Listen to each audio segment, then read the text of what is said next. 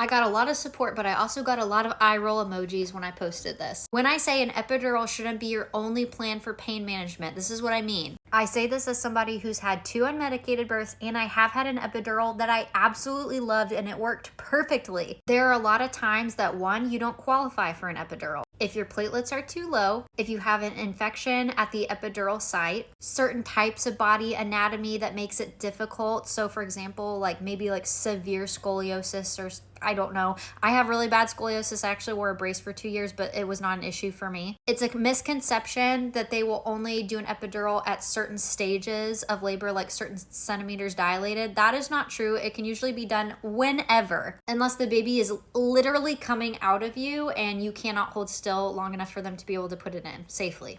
The CRNA or the anesthesiologist might be tied up in another delivery, or there's an emergency. And unfortunately, it might not work. It might only partially work. Now, please take this as a sign. If you have an epidural and you don't feel like it's working right, please, please, please tell somebody. They might need to adjust the position. They might need to redo it. They might need to move you. They might need to give you a bolus dose. There's just a lot of reasons. Even if you have the most perfect epidural, like I did with my third, you still usually are going to feel a fair amount of pressure. You also can still have really bad nausea. Not everyone, but just saying. An epidural is not this perfect miracle. I mean, it's miraculous, don't get me wrong. But I think people think it'll take away everything. You still might have other symptoms and things that go along with it. It also is a tool that should be used in tandem with other things. You need to get frequent position changes. You need to use a peanut ball. So when you're preparing for labor, I want you to also practice breathing techniques. I want you to know and understand the phases of labor. I want you to have other tools